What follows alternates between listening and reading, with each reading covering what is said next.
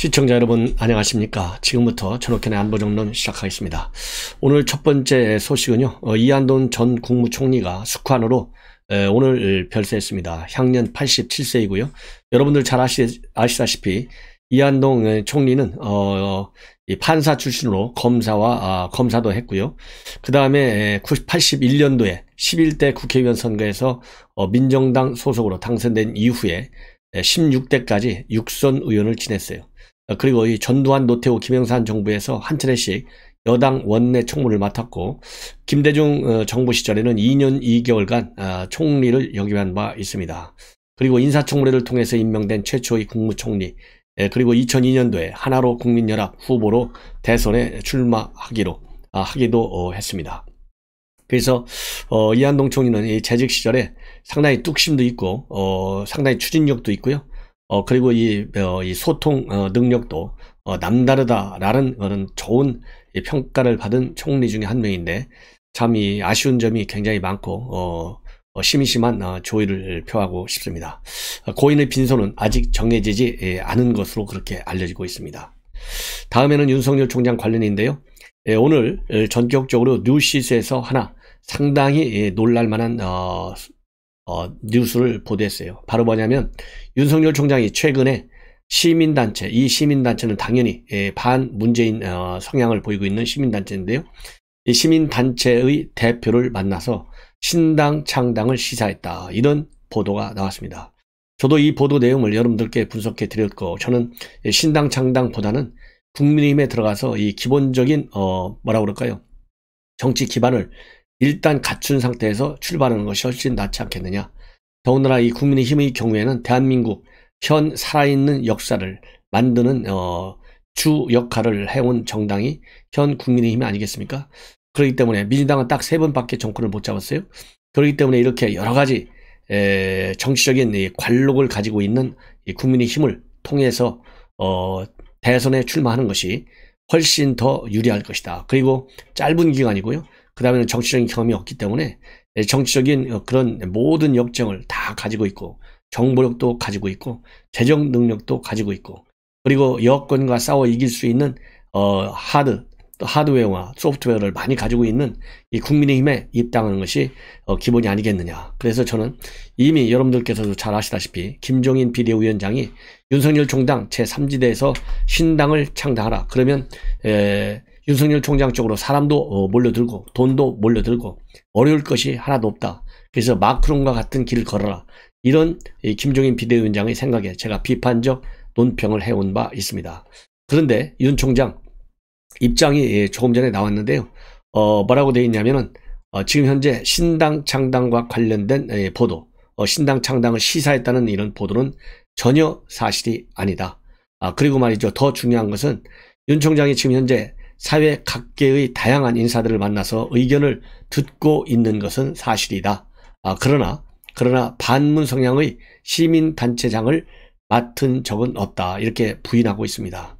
그리고 또 이달이나 또는 다음 달쯤에 윤 총장이 출판 기자회견을 열어서 정치권 행보에 본격 나설 것이라, 이런 관측이 있었지만 윤 총장은 지금 책을 읽고 많은 의견을 듣고 배울 때라는 의견을 펴가고 있다고 합니다. 그리고 향후 행보에 대해서는 보다 많은 생각과 고민을 많이 하고 있다는 그런 근황을 지금 내놓고 있습니다. 그래서 지금 현재 이제 우리 언론에서도 말이죠, 이 많은 보도를 하다 보니까 지나치게 측측 보도로 일관하는 경우도 없지 않아 있습니다.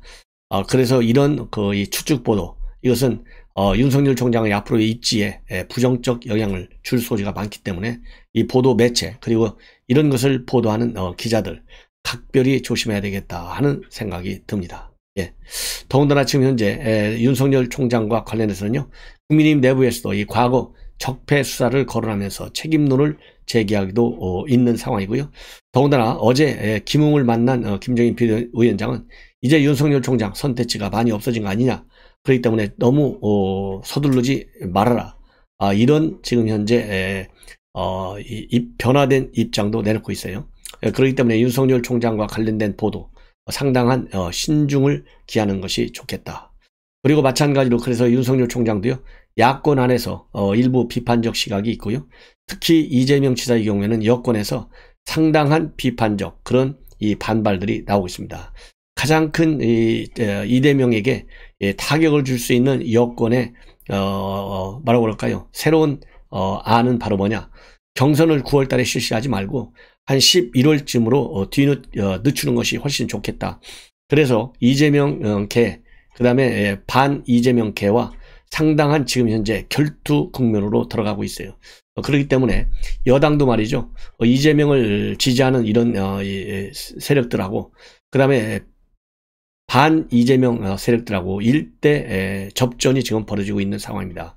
그렇기 때문에 여권의 이러한 분란이 여권 지지 기반을 몰락시키는 그런 결과로 이어질 가능성도 배제할 수 없다. 이렇게 보입니다.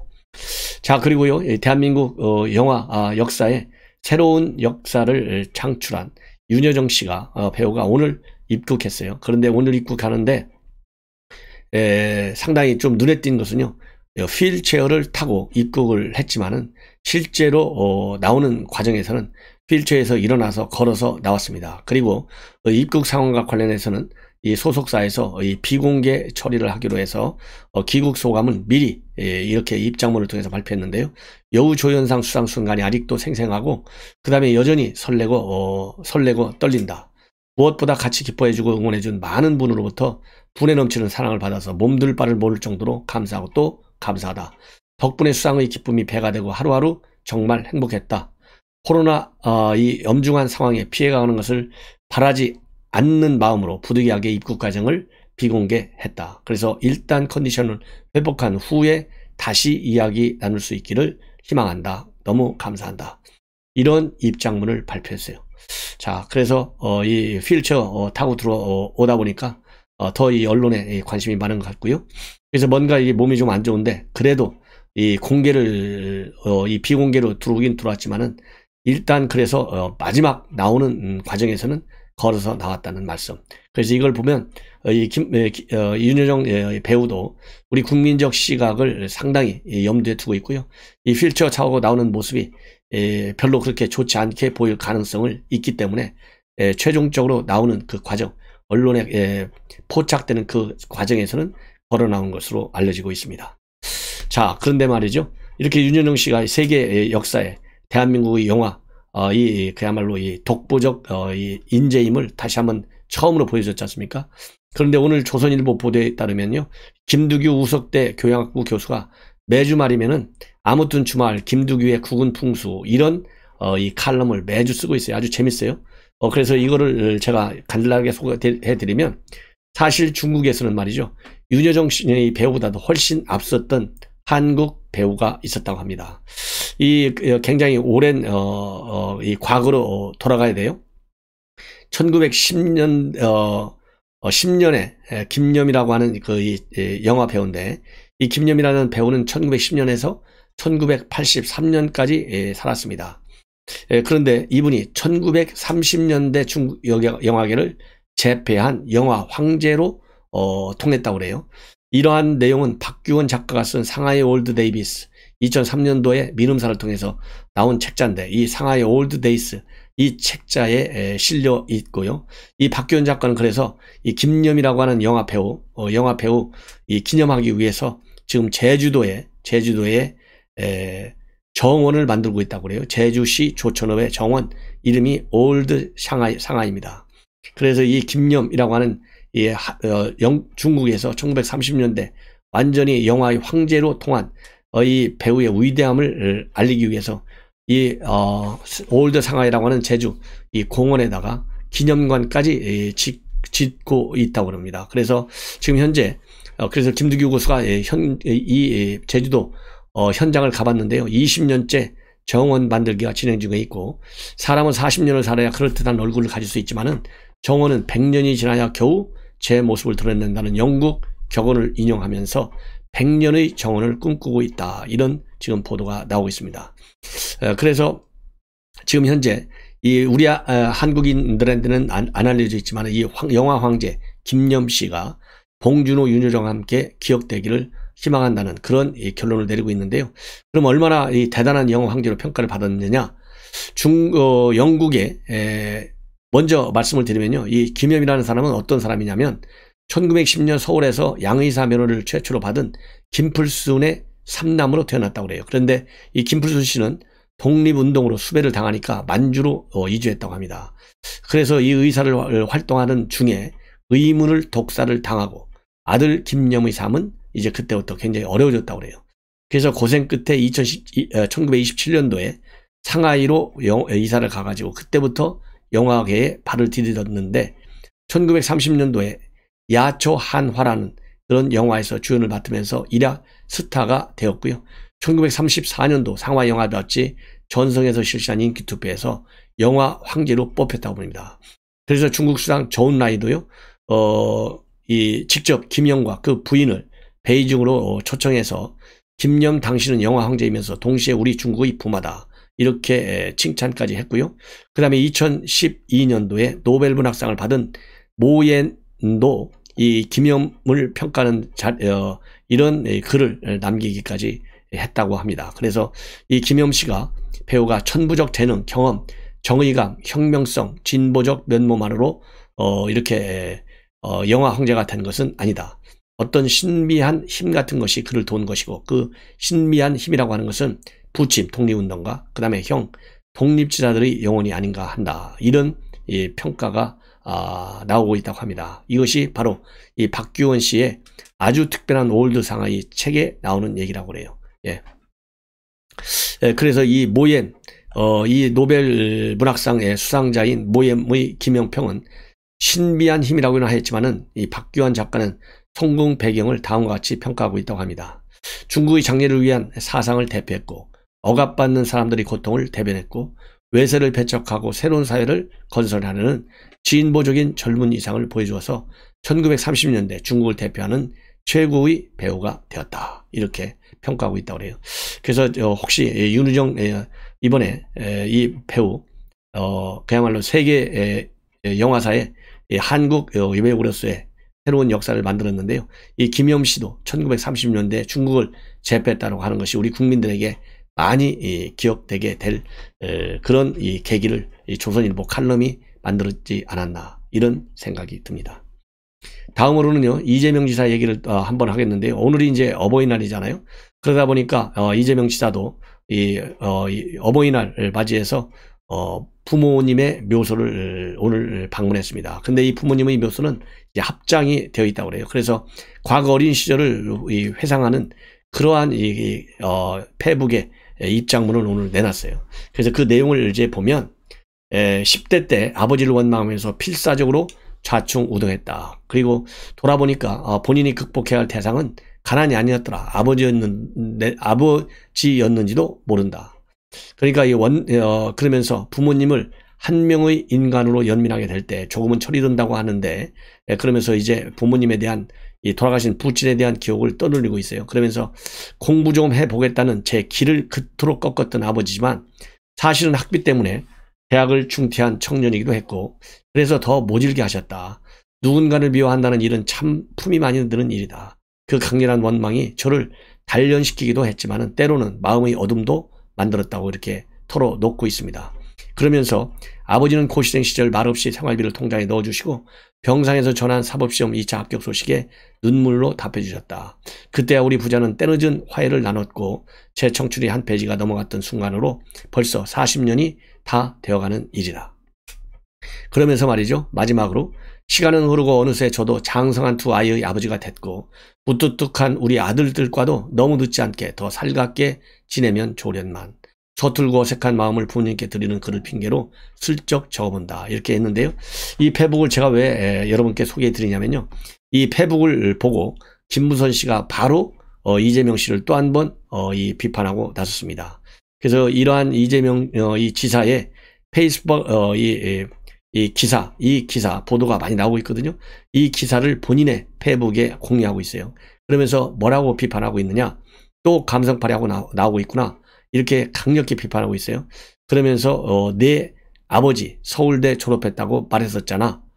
눈만 뜨면 맞고 살았다면서 너의 폭력성은 대물림이야. 이렇게 지금 글을 올리고 있습니다. 이걸 보면 이 김무선 씨와 이 이재명 지사와의 관계 참 어디까지 알려지지 않은 숨은 과거가 나오게 될지, 이제 대선이 임박해 오면 이재명 씨의 이 폭력성 더 강력하게 배우 김부선 씨가 언론에 폭로할 가능성이 있다. 예. 그러니까 이 눈만 뜨면 맞고 살았으니까 어렸을 때 참 어떻는지, 얼마 전에 국민학교 1학년 때 그 성적 전부 미만 맞았다고 그랬지 않습니까? 이것도 제가 이제 평가에 드린 바 있어요. 20대 30대 청년들의 표를 의식한 일종의 홍보작전이다, 이렇게 말씀을 드린 바 있는데요. 이 폭력성, 어렸을 때도 이 이 김부선 씨의 주장에 의하면 이재명 지사의 폭력성, 그러니까 이게 형수에 대한 그런 정말 입에 담지 못할 폭언이 이런 데서부터 이어진 것이 아닌가 하는 생각이 듭니다. 자, 이제는 이 경찰, 참 이 경찰 기강이 이래서야 되겠나 싶은데요. 지금 여러분들 잘 아시다시피 이 백신 접종이 이루어지고 있는 상황이고, 이 경찰들은 이 백신 접종을 많이 맞아라, 이렇게 해서 지난 본래는 6월 예정이었던 이 코로나 백신 접종을 시기를 4월로 앞당겼습니다. 그런데 문제는 뭐냐, 이 아스트라제네카를 맞게 되는 거예요. 그러니까 이 아스트라제네카를 맞고 나서 이 경찰관들 여러 가지 부작용이 있는 거 여러분들 잘 아시죠. 이러다 보니까요, 이 경찰 내부에서 누가 그러냐면 김해 중부경찰서, 뭐 실명까지 보도가 다 돼 있어요. 경남 김해 중부경찰서에 있는 직장협의회장 김기범 경사가요, 지난달 4월 30일 날 인권위 홈페이지를 통해서 이 백신 접종을 주의부가 강요하고 있다. 그래서 이거는 결국 경찰들에 대한 인권 침해다, 이런 진정서를 냈어요. 자, 이거는 저는 옳지 않다. 저는 이러한 이 진정은요, 잘못된 것이라고 저는 봅니다. 왜냐하면 이 군, 경찰 이런데 이 계급을 중심으로 해서 이 기강이 유지되는 이런 이 공무원 조직들이 있어요. 이런 데서는 상명하복이 우선 기본입니다. 그래서 이 백신 접종을 일부 지휘부가, 경찰 지휘부가 강요했다 한다 하더라도 사정이 있는 경찰들의 경우에는 이것을 그대로 보고를 해서 그 상황을 인정받아서 거기에 적절한 유연성 있게 접종에 응하면 되는 거거든요.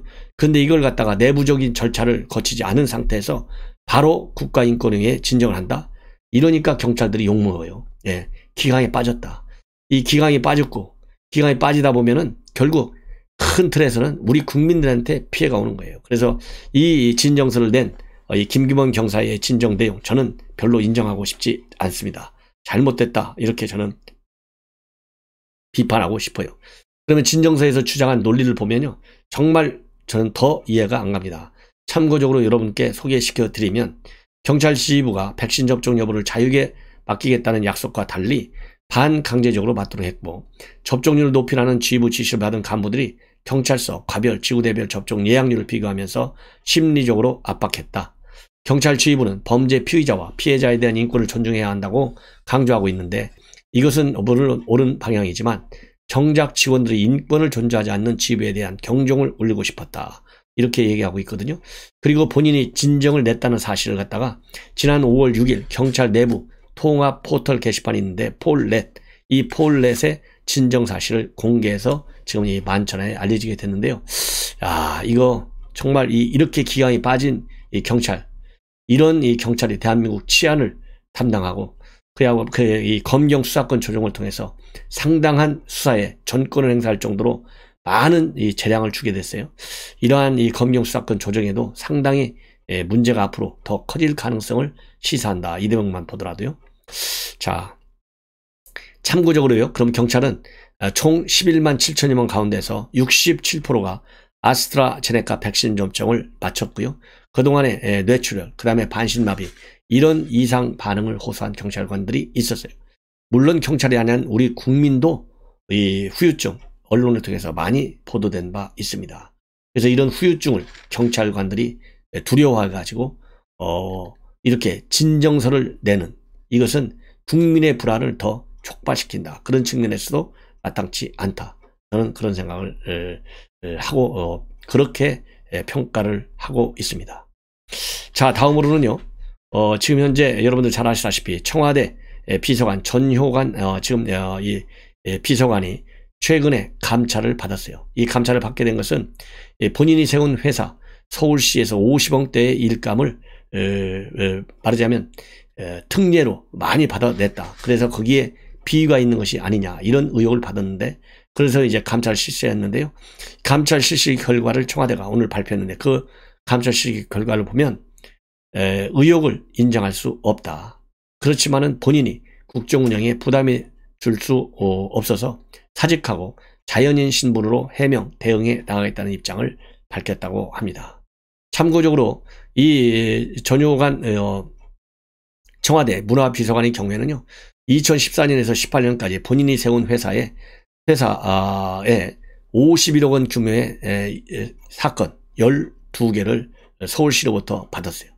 그래서 이 단위 사업을 경쟁 없이 수주하기도 했고, 일부 경쟁 입장에서는 이 전효관 비서관의 지인이 평가위원으로 포함돼서 수주할 당시에 수주도 했어요. 그러면서 이 문제성, 즉 특혜성이 아니냐 이런 비판이 있어 왔습니다.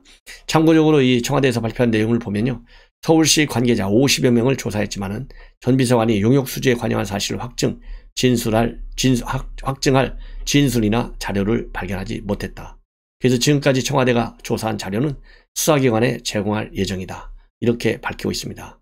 그리고 대통령이 같이 감찰을 하도록 지시한 사람은 이 마사회 회장 김우남 전 국회의원이죠. 삼선 의원.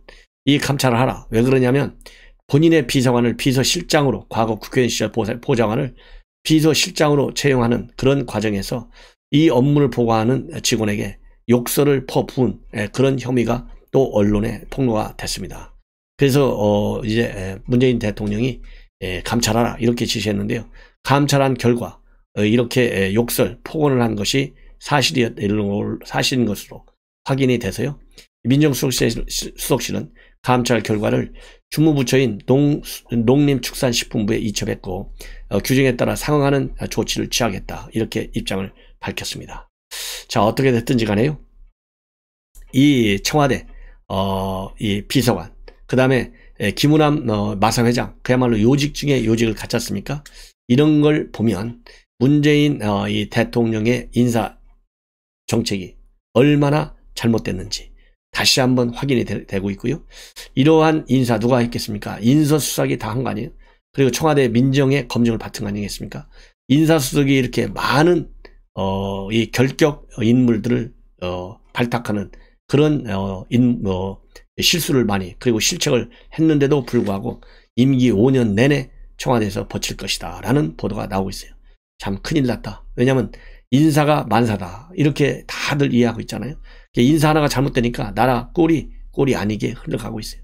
그래서도 이 문재인 정권에 대한 심판 요인도 이제 부동산 문제 못지않게 이러한 인사 실패, 인사 실정, 이것도 하나의 심판 대상이 돼야 되겠다, 이런 말씀을 드립니다. 시청자 여러분, 이것으로 오늘 밤 방송을 마치고요. 내일 아침 또 중요한 뉴스를 가지고 여러분께 인사드리도록 하겠습니다. 편안히 주무십시오.